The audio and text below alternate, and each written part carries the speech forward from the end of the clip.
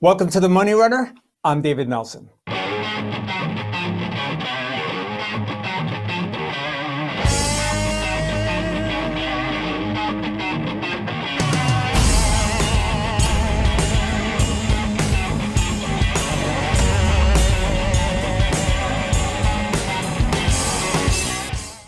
ESG investing has been around for decades, environmental, social governance.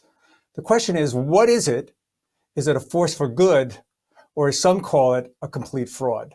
For decades, socially responsible investing attracted those interested in companies that went out of their way to keep their carbon footprint as low as possible.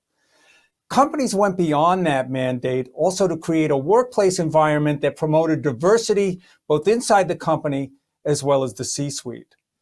Younger investors have known about socially responsible investing for a long time, and they're a big source of the capital that goes into these funds.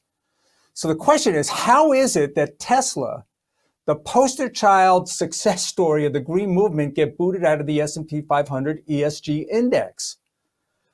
S&P, when asked, cited several contributing factors to the change, including alleged incidents of racial discrimination at one of the company's factories. Elon Musk, the richest guy in the world, was very quick to go to his Twitter account. And he said, and in fact called the ESG a scam. Elon points out that oil giant ExxonMobil, which has been mired in controversy over claims of climate denialism, was listed in the top 10 companies for ESG, while his electric car company was booted off the list entirely.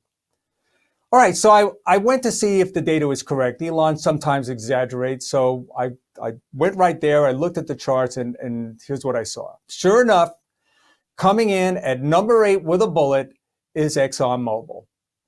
Now, the last time I looked, Exxon was an oil company. Oil companies, I believe, drill for oil, which produces gasoline, which also produces CO2, which I thought was one of the major concerns of the climate lobby. S&P isn't alone in their seemingly lax standards of monitoring ESG. BlackRock's Larry Fink has long been outspoken on the importance of ESG investing. He's been kind of Mr. ESG for quite a number of years. Let's take a look at one of BlackRock's more popular offerings, the iShares ESG Aware Fund.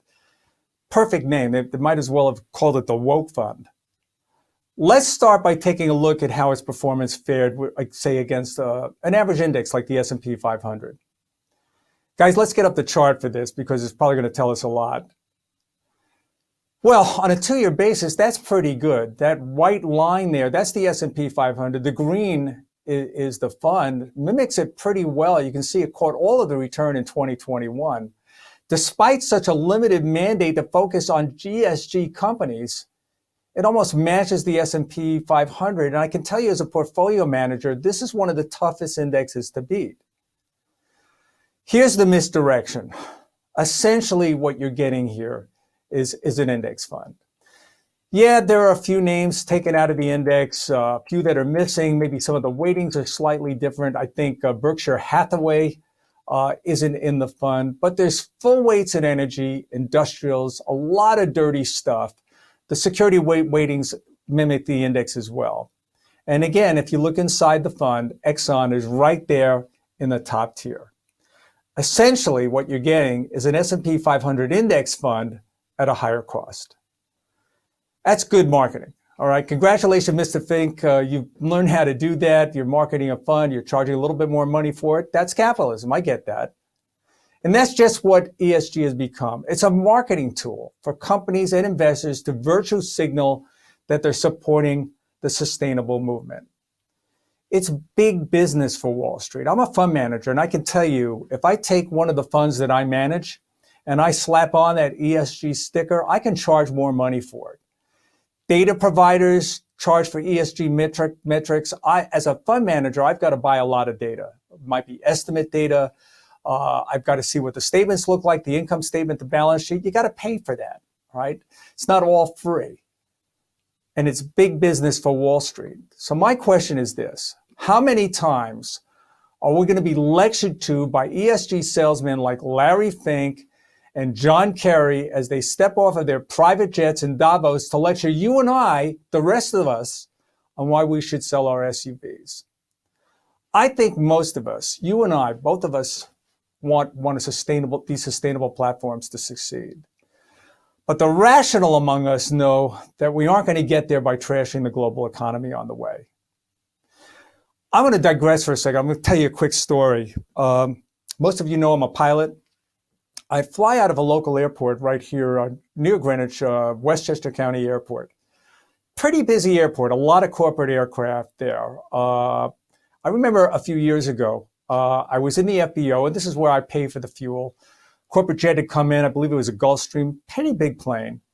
A few people got off the plane, they were coming into the building. I was walking out, I bumped into them, and lo and behold, I turned around and said, wow, that's Al Gore, former Vice President Al Gore. And I just looked at him, and I looked at his entourage. He had one guy with him, all right? Could have been a Secret Service guy, could have been a security guy, I'm not sure. Just that guy and a dog. That was it, all right? They had just rode in on a Gulfstream from Los Angeles, probably burned $6,000, $7,000, $8,000 worth of fuel. And I can tell you the Jet A fuel, what jets run on, it's basically kerosene, pretty dirty fuel. So what's happened here is the global elite, all right, the climate elite, they push policies that didn't have a chance of succeeding within their time frame. I'll give you an example, Germany. The Green Lobby in Germany has absolutely screwed this country for the next decade. There's a war in Ukraine. They're very reliant on Russian natural gas.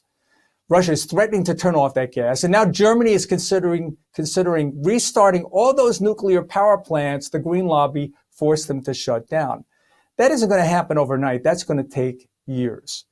Now they live under the very real threat of Russia turning off their natural gas.